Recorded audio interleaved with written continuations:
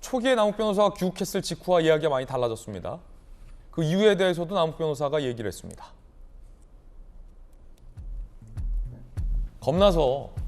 겁났다. 천화동인 1호 내가 알고 있는 한 이재명과 무관하다. 지난해 10월 이렇게 얘기했습니다. 어제 법정에서 진술. 그땐 선고도 있었고 솔직히 말하면 겁났다. 입국하자마자 체포돼 조사받느라 정신도 없었고 솔직하게 말씀 못 드린 부분이 있다. 죄송하다 라고까지 검찰에 얘기를 했습니다. 선고도 있었고 겁났다. 검찰 출신의 김광삼 변호사님, 네. 그 이재명 대표가 주로 이제 항변을 하면서 남욱 변호사 귀국하자마자 그 김만배 일당 나에게 예초에 대해서 이재명과 무관하다라고 얘기했는데 검찰 들어가더니 말 바꿨다. 이게 뭐냐 조작이다 이렇게 주장하고 계신데 수사해 보셨으니까 지금 남욱 변호사의 진술이 다르잖아요. 그때는 이재명 대표가 무관하다. 지금은 천화동인 1호는 이재명 시장 거다라고 얘기하고 있잖아요. 왜 이렇게 다른 겁니까? 일단 전 정부 때 조사한 내용에는 천화동인 1호는 뭐 유동규 것이다 이제 그런 취지로 진술한 걸 보여요. 그럼 왜 지금 와서 진술을 바꿨느냐? 남욱 변호사는 뭐 겁이 났다는 거 아니에요. 또 대통령 선거 때문이라는 이야기는 자기의 말 자체가 대통령 선거에 엄청난 영향을 미칠 수가 있고 또 하나는 이재명 대표가 대통령이 되면 자기의 관계 이런 것을 고민을 해봤다 이런 취지인 것 같아요. 그래서 그때는 사실대로 말하지 않았다. 거짓말했다 그런 취지잖아요. 뭐가 겁났다는 겁니까? 그건 본인 입장에서 보면 어떻게 보면 자기의 진술에 따라서 대통령 후보 결정되는 거에 엄청난 영향을 미칠 수 있다 이렇게 생각할 수도 있고 만에 하나 이재명 측 지분이다고 천화동인 1호가 이재명 측 지분이라고 얘기하면 이재명 대표가 대통령이 됐을 때 자신이 어떻게 될 것인가 뭐 본인이 고민을 많이 해봤겠죠. 그래서 이제 겁났다고 얘기하는 것 같아요. 그래서 사실 그 진술과 옛날에 했던 진술과 지금 진술의 신빙성이 어느 쪽에 있느냐에 따라서 굉장히 달라질 건데 저는 뭐 개인적으로 볼 때는 지금 얘기하는 것이 거의 맞다 이렇게 생각을 해요. 여러 이제 근거와 명분을 보면 그때는 사실은 진술하기 어려운 측면이 좀 있었다고 봐요. 그런데 왜 천화동인 1호 지분이 누구 것이냐가 왜 중요한지 이건 엄청난 거예요. 대장동 수사에 있어서 최고 중요한 부분이거든요. 지금 대장동이 설계가 됐는데 천화동인 1호에서 7호까지 있어요. 천화동인 1호가 민간업자들이 가져간 4천억 이상 중에서 1,200을 가져갑니다. 그러면 설계할 때 천화동인 1호가 제일 많이 가져가도 설계한 거예요. 그러면 왜 1호가 많이 가게 설계를 했느냐? 그 이름을 이제 김만배로 했단 말이에요. 근데 이게 만약에 이재명 대표 측의 지분이라고 한다면 대장동 설계 자체는 이재명 측에서 많이 가져가기 위해서 이미 설계를 했구나. 그러면 특혜 또 부패 이런 것들이 다 연결고리 되거든요. 그래서 이제 검찰이 지금 가장 수사에 집중과 화력을 집중하고 있는 것은 천화동인 1호가 누구 것인가에 지금 집중을 하고 있는 거예요. 근데 일단 남욱 변호사가 나와서 이재명 시장 측의 지분이다 이렇게 얘기를 하고 있지 않습니까? 유동규도 마찬가지죠. 그럼 이제 24일날 김만배가 출소를 하게 되는데 김만배가 사실은 천화동인 1호의 지분을 다 가지고 있는 걸로 돼 있기 때문에 김만배까지 나와서 만약에 이게 이재명 측 것이라고 얘기를 해버리면 사실은 굉장히 이재명 대표 입장에서는 불리한 입장에 서게 되는 거죠. 그렇다면 정리해보면 남욱 변호사의 진술에 따르면 김만배 씨가 천화동인 1호 지분이 가장 많은데 김만배 씨가 2015년 초부터 남욱 변호사 등등에게 얘기했다는 거 아닙니까? 저거 내 거 아니다. 녹취록도 있잖아요. 정영학 회계사 녹취록에. 저거 내 거 아니다. 49.9% 중에 내 지분은 12.5%밖에 안 된다. 나머지는 이재명 측 지분이다. 라고 김만배 씨가 얘기했다는 거예요. 남욱 변호사에게. 그리고 나중에 24.5%로 최종 확정되니까 정진상, 김용 얘기도 다 했다라는 건데 박정아 의원님, 이 남욱 변호사 얘기대로라면 둘 중에 하나 아니겠습니까? 김만배 씨가 사실은 다 자기 건데 자기랑 같이 동업자들까지 속여가면서 굳이 이재명 시장 거야, 나 내 거 아니야 라고 굳이 거짓말했거나 아니면 김만배 씨가 진짜 이재명 시장의 지분을 뺀 나머지만 아주 작은 지분만 자기 거라고 실토를 했거나 아니면 남욱 변호사도 거짓말하고 있거나. 글쎄 이제 부지불식간에 김만배 씨도 얘기를 좀 했었던 것 같고 이 건에 대해서 이제 남욱 변호사가 얘기를 하고 있는 과정인 걸로 보여져요. 그러니까 돌아 제자리로 온 듯한 느낌이고 이재명 대표가 불가피 직접적인 수사를 받아야 한다면 그게 정점이어야 되는데 사실은 이미 정점을 넘어가고 있는 듯한 느낌.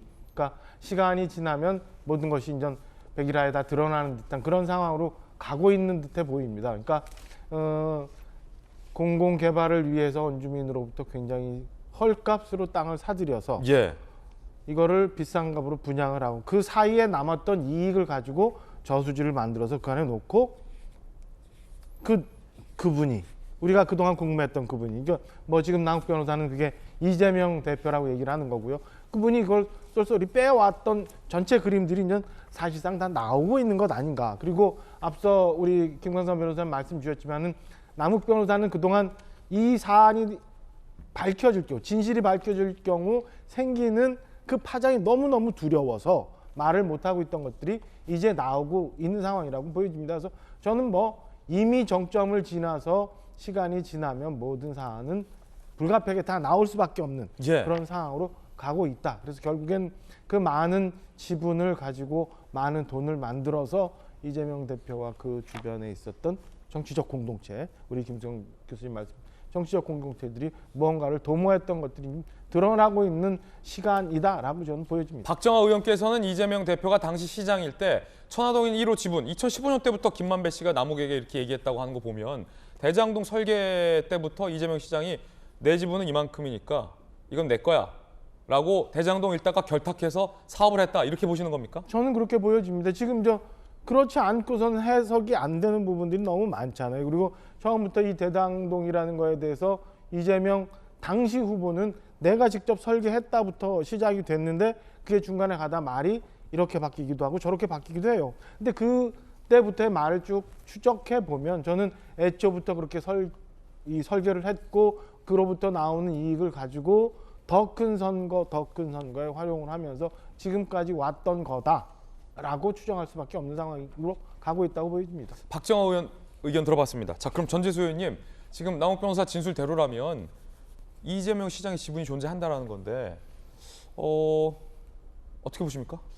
그러니까 지금 이제 앞에 이제 세 분이 비슷한 취지로 이제 이제 한쪽의 말씀들을 쭉 해주셨는데요. 이제 이런 의견도 있죠. 어떤 의견이냐면 지금 이 김만배, 남욱, 또 정영학, 유동규 지금 구속돼 있는 대장동 일당이라고 하는 이분들이 수사를 받고 기소가 돼가지고 구속이 된 상태에서 지난 1년 동안 재판을 쭉 받아왔습니다. 예. 그런데 이 수사 기소되고 구속되고 재판받는 핵심이 뭐냐면 2020년도 10월 30일 날 분당 모 노래방에서 녹음이 됐던 정영학 회계사의 녹취록이 근거가 돼가지고 이 사람들이 전부 구속되고 유동규 씨 같은 경우는 지금까지 재판을 60번 이상 받아왔습니다. 그런데 김용 씨가 구속된 그 다음 날 말하자면 유동규 씨는 이제 석방이 되고 정진상 정무실장이 구속되고 난 뒤에는 남욱 씨가 또 석방이 되고 그리고 이분들은 석방이 되자마자 기다렸다는 듯이 기존의 진술을 완전히 다 바꿔버립니다. 완전히 다. 그러면은 도대체 그 사이에 무슨 일이 있었느냐.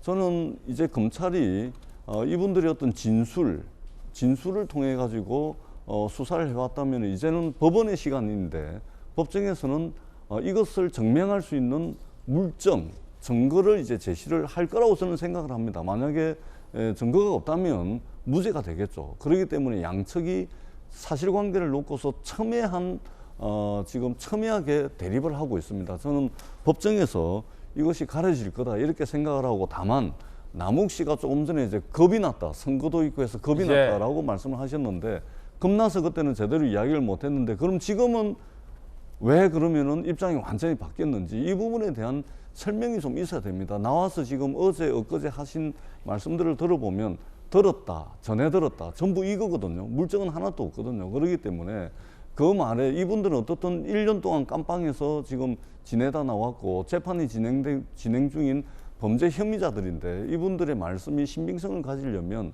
말이 아니라 진술이 아니라 물증이 있어야 된다 이 말씀을 드리고 그때 선거가 있었고 겁이 난다면 지금은 검사 출신 대통령 그리고 검사 출신 법무부 장관과 또 검찰 조직이 지금 한 몸 한 뜻이 돼 있는데 지금은 오히려 더 겁이 날 수도 있는 것이죠. 겁난다는 표현은 이렇게 볼 수도 있고 저렇게 해석될 수도 있다. 이 말씀을 드리지 않을 수가 없고 법원에서 진술 말이 아니라 물증을 가지고 첨예하게 다툴 것으로 보여지고 조금 알겠습니다. 재판을 지켜봤으면 좋겠다라는 말씀을 드리겠습니다. 예, 결국 뭐 짧게 줄이면 진술뿐 아니냐 이 한 문장으로 줄여질 수 있을 것 같은데 재판 과정에서 지켜봐야 될 것 같아요.